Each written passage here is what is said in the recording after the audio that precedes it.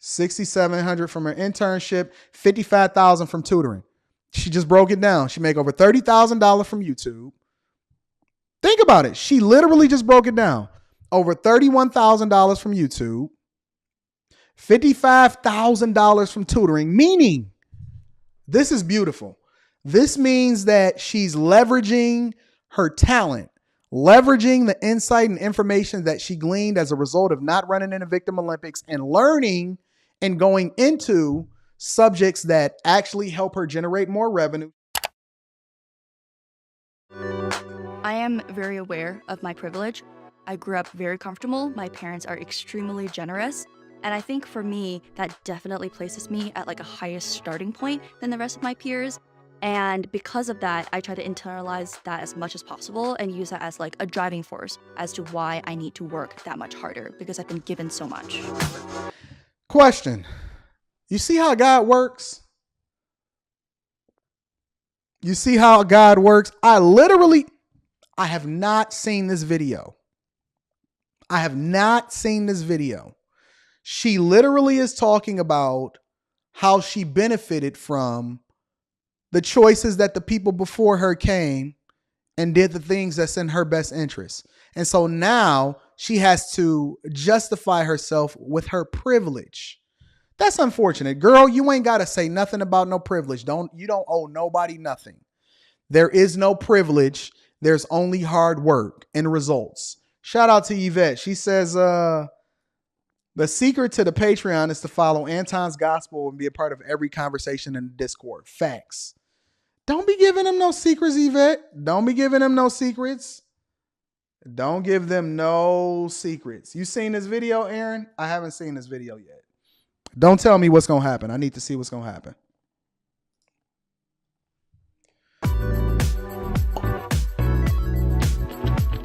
Hold on. Wait. Let me back that up. Real quick. Back that up. She 21, earns $93,000 a year in Chicago, Illinois. 21 years old. She don't look a day older than 17, yo. She look like she's 16, 17 years old. This chick is 21 years old and she earns $93,000 a year and she lives in Chicago. Cool. How she spends her money. Let's break this down. This is the part I like the most. Gen Z money, baby. My name is Chloe Tan. I'm 21 years old and I made $93,000 last year as an international student in Chicago, Illinois. Wait. Didn't it say that she was a college student and a tutor? She's a college student and a tutor. I'm curious to see what she does for a living, how she makes that amount of money. Shout out to Sir Shaz. Sir Shaz says, I'll see you in the fall. I'll be at the Lions game. Come to the Pistons game, big dog. I'm going to be on the flow. I might be able to get you in. I'm 21 years old and I made $93,000 last year as an international student in Chicago, Illinois. I am half Singaporean, half Chinese Indonesian, Singaporean by nationality, and I moved to Shanghai when I was around 3 years old, and I stayed there until I was 17, where I moved to Chicago. So she's done some traveling. She said half Chinese and Singaporean. Is that what she said? And she moved to Shanghai, and then she moved to Chicago when she was 17. Just want to make sure that I'm getting all of this. I'm an international student at the University of Chicago studying economics and data science, and I'm a rising senior. I got to stop it. We're going to break this down. Studying economics and data science. Key word here, economics and data science, meaning she does not have a basket weaving degree coming. She does not go into basket weaving. She's not doing some basic random liberal arts degree that is not going to generate revenue. She is very intentional, and clearly she has parents that care about her because they're leading her in the right direction. Please stop trying to make me feel like these liberal arts degrees is worthy. They're not. That's the scam, not college. She get $1,000 allowance every quarter. 2021, she made $30,000 from her YouTube channel. So she has a YouTube channel, $30,000 from a YouTube channel, meaning She's in college. She's going full time. She tutors, and then she does her YouTube channel, which ultimately is the thing that's continuing to help obviously fund her college, because being an international student, they pay significantly more for tuition than a regular student or an in-district student. She getting it. $6,700 from her internship, $55,000 from tutoring. She just broke it down. She make over $30,000 from YouTube. Think about it. She literally just broke it down. Over $31,000 from YouTube, $55,000 from tutoring, meaning this is beautiful. This means that she's leveraging her talent, leveraging the insight and information that she gleaned as a result of not running in the Victim Olympics and learning and going into subjects that actually help her generate more revenue. Shout out to Jalil Stevens, said you should do a video on whole life insurance, fam. Sure, I'll do that. Thank you for the super chat, my friend. She's leveraging her insight and information and understanding, and she's using it to bust down a $55,000 bag from tutoring. That's beautiful. No running in the Victim Olympics. No, oh man, foreigners and immigrants get more than the regular people that live here. ADOS, reparations, blah, blah, blah, blah, blah. Ah. She's hustling. She's on an internship. She's tutoring people. She's busting down her YouTube video, and she's getting a dual degree. What more you want from this chick? Meanwhile, you at the college campus talking about modern chicks. I first started tutoring in around 2016 to 2017. I have a younger brother who's 4 years younger than I am. And one day he and his friends came over and they were looking to prep for a debate competition. Younger brother came over looking to prep for a debate competition. You see the different stuff that they do for fun? We out here trying to figure out where the next hot girl summer is and trying to figure out how we can get to Tulum. And her little brother came over with his friends talking about, hey, help us prep for a debate competition. Jesus Christ. I was just nosy and I asked them if they'd like some help. And after that, week by week, they would start gradually bringing more and more friends over. And at some point, my mom said, hey, maybe, you can consider started. She tutored 16 students from 7th grade to 11th grade. Leveraging what she got to get what she want. No, she didn't start an OnlyFans. No, she did not jump on a pole. She decided that she wanted to leverage her information in order to continue to make more money, and she tutored 16 students. They are international students studying in Shanghai, and I prepped them for the International Baccalaureate English Literature, honors level curriculum. There's always been a really strong demand for tutoring at a really high level in Shanghai, I think, and especially catered towards, international students. And now I've actually been more selective, and there's a bit of a waiting list right now for some of my classes. She has a waiting list. A waiting list. She didn't have to come up with a business. She turned something that her mother taught her about or suggested to her, and she was already doing something for free. She realized she was good at it.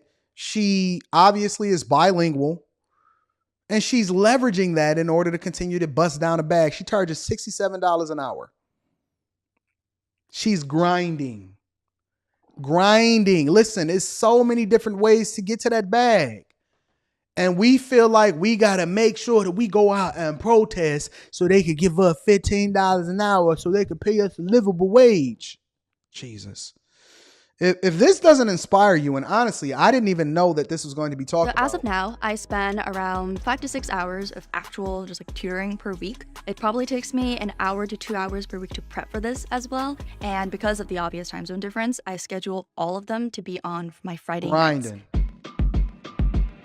I want to see his budget. My university tuition fees are pretty astronomical. My parents are very generous, and I am super privileged and grateful to have them pay. And it's unfortunate that she got to continue to use the word privileged in order to make y'all feel better about what it is that she's doing, because you don't want to admit that you just lazy and you got a 21-year-old that literally takes hours to even prep for the tutoring and then continues to bust down bags so much and so good at what it is that she's doing that she has a waiting list. You can have a waiting list too, but all you want to do is be a rapper. For my college for me. And last quarter, they paid over $20,000 in school fees. 20,000. Her parents will have paid $250,000 in tuition fees. $250,000. Do you know that my expectation, because I study these type of people, this is what I look at in my spare time. I'm not looking at chicks for the streets and none of that, right? I am budgeting for my daughter's college tuition to be about $250,000 at the end of the day. If it's less than that, then God bless me. But I am very much expecting to make the sacrifice. I'm very much expecting to have to pay for her wedding. This is what love is. Love is not a man telling you he love you and, oh, girl, you so cute. Love is the things that you do every day and the sacrifices that you make. Because I would very much say that you don't love your kids if you putting them under duress. As a matter of fact, most people have kids so that their kids can take care of them when they get older, not the other way around. Let me get off my high horse. Moms grew up wealthy, worked in private banking. Dad currently works in health biotech. Get it then. My parents don't pay for anything consistently monthly. And that's because I asked them to instead hand me a sum of money that I can, embed into my own income and allocate as I see fit. So I pay for my own rent, utilities, discretionary, transportation, etc. What did I say in the beginning of this live stream? I said most people and most people's kids fumble because they're not allowed to fail or be able to do the things that she's saying in a controlled environment. Let me pull this down so I can see what her budget is. In a controlled environment, she's smart enough and her parents were smart enough to teach her, hey, we want to teach you how to win instead of telling you or giving you everything. It's not about buying her a car. They're willing to pay for an education based off of what she's going into, but she still has to pay her own rent and her own expenses. They are not richer in these other countries than we are.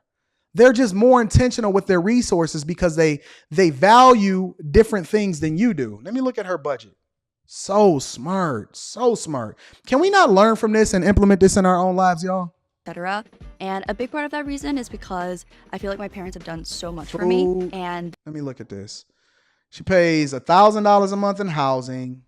Let me move this. $972 in discretionary income. $25 a month in phone bills. She probably, nothing. Subscriptions looks like $28. Health insurance, $60. Transportation, $67, which means that she probably is not really driving at all. She's not driving at all. She's probably just walking around and living on campus or whatever. And food is $463. That's a pretty solid budget. I don't see anything wrong with that. I don't see no problems in there. As much as she makes, she still has almost $1,000 in discretionary income or discretionary spending. She can spend it on whatever she wants. It's keeping her expenses low. The minimum I could do is at least during college when I feel like there is a bit more, She makes $93,000 a year. She only spends about $30,000 a year total. She could literally pay for her own schooling if she wanted to. Safety net, a buffer before you're officially set out into the real world.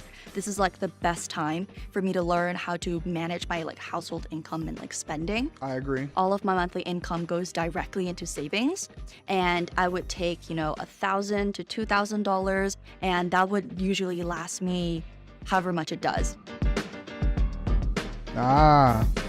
I think in the US, people make a lot of assumptions about you based on how much money they think you have. Now, Some people on campus think I dress a little bit too flashy, and some people don't care about it at all. And I probably fall into that latter category. My mom is super generous in, passing down all of her luxury designer things that she no longer uses. Everything nice I own is essentially a gift or passed down by her. These are, gifts and things that have been given to me by my parents, and I am very grateful for them, and I wear them because it reminds me of them. And why? And this, I hate the fact that, honestly, I absolutely despise the fact that we have to give an excuse as to why we can live the life that we want to live. Her parents got it. Her parents take care of her. They made sure that she was good. She is responsible. She's taking care of business. She's well spoken. She works hard. She's going into, arenas where she's not running in the victim Olympics. Why do we have to make other people feel good about the fact that we did well in life or we live in a nice life? That's the thing that I absolutely despise the most. Not because I'm trying to like flex it. I don't have to spend too much money on new things, but I think a good example of something I did spend money on would be a pair of shoes. I bought a pair of very expensive heels 4 months ago because I don't own a single pair of heels and I thought it might be time to invest in a nice pair. So I bought a pair. That pair of heels cost me just over $1,000. Get it then. They're definitely the most expensive. If y'all met up with me in Vegas, y'all know. And listen, I'm 40 years old. I can buy whatever I want. I spent $1,600 on my t-shirt. $1,600 on my t-shirt. Wore it one time. Haven't even wore it again. Thing I bought for myself. It took me 2 months to budget for. But hey. She budgeted for 2 months. You know how college students say that there's like a holy trinity, like triangle, right? You have like sleep and you have social life and you have academics. Well, for me, I've chosen everything but sleep. So I have ADHD. Think about it. Listen. Did you hear what she says? She says she chose everything but sleep. I'm telling you, every successful person has to be willing to sacrifice something.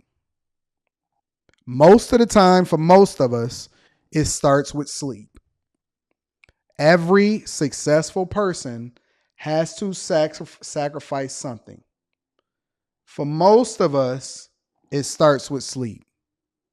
Hey Rita, bring me my Vegas t-shirt for me when you get a chance. And the main way that affects my productivity is I feel like instead of having energy like rises and dips throughout the day, I have them throughout the week and sometimes throughout like 2 to 3 weeks. Like sometimes I would feel extremely motivated for the span of like 2 days and I'd be able to get like a week's worth of work done in like those 2 specific days. And then for the people that are successful are incredibly focused on being successful. Bring me that. Let me see that. Let me see. I'll show them the thing later. We'll go with it. They said they want to see my Vegas shirt. The rest of the week, I would just be in a slump and just not do anything. And so for me right now, the way I balance my life is I will dedicate full days to kind of like to emulate like tech sprints. So I'll have a full 2 to 3 days of the week where I only focus on like academic work. And then I have a full 1 to 2 days of the week where I just fully focus on my hobbies, or I just fully like go like watch anime or read manga or like catch up on TV shows or paint. And this chick is not for the streets. She not hanging out in the streets. She not doing none of that. She's spending her time doing things that continue to add value to her life. She has no peer pressure. She don't give in to what nobody else is doing on campus. She not trying to be out here in these streets. She is very much the prototype of how we should be raising our kids on a regular basis. And there is a way to do it. Everybody don't have to be sleeping all day. Everybody don't have to be for the streets. You don't always have to go to a party. I caught flack because I said that, when I'm out here and I go to fly to a city and I go on party or whatever, so on and so forth, if it's not the Patreon meetup, any event that I go to, I go take care of business and I'm right back to the hotel. Kind of how I divide my time. It's a little bit unconventional and it only really works out because I have more control over my time right now because I'm a college student. Yep. I applied to UChicago early decision round 1. And so I think among all the schools in the US, UChicago is definitely my top pick. But the other top contender was Oxford University. Oxford. My parents were unequivocally like supportive of anything I chose, which is amazing. And I picked here because I think I wanted to work in the US more after college. Do you see what her options are? Very, very intentional. Everything that she does, everything that she's doing, it requires attention. It requires being intentional. It requires being focused. She literally she manages her calendar effectively. She says, listen, I will take a day and dedicate to doing all schoolwork for this just day. And then I will take a day and dedicate 100% of it, all 24 hours, to just doing work. whatever the business is. That's pretty awesome. So first of all, if you're in a STEM field, it is significantly easier for you to get a work visa. I'm really lucky in that aligns with my interests and I'm able to pursue that. But that may not be the case for everybody. And the second of all is that you can really apply to large companies that can sponsor your visa. I would want to, in a perfect world, to go into the tech field with a larger tech company that would be able to sponsor my visa. She giving you the game. She giving you the blueprint. She's saying that, yo, listen, I'm going to apply to large companies so that they can sponsor my visa. I wish we was this intentional. I wish that the people that are in this country were this intentional and that they didn't run into Victim Olympics. I probably spend outside of the Patreon, I will spend the majority of my conversation sometimes on these panels trying to convince people that there are ways for them to be successful. And I will say, listen, if you want to know how you can get there, just ask me how instead of trying to debate me why it can't be possible. There is ways, there is blueprints, and people will spend every waking moment literally debating me on whether or not I'm right instead of asking me how it's possible. Hypothetically, if you wanted to work for like a startup after you graduate as an international student, that's virtually impossible. As a result, I feel like a lot of international students are kind of funneled towards, larger companies with very established systems. This chick is playing video games, bro. I don't know. I feel like she's not in these streets. Personally has affected She's my playing career video choices, games. and I think it's probably the same for a lot of other international students. I think for me, as of now, it's pretty easy to like live within my means and live within my income.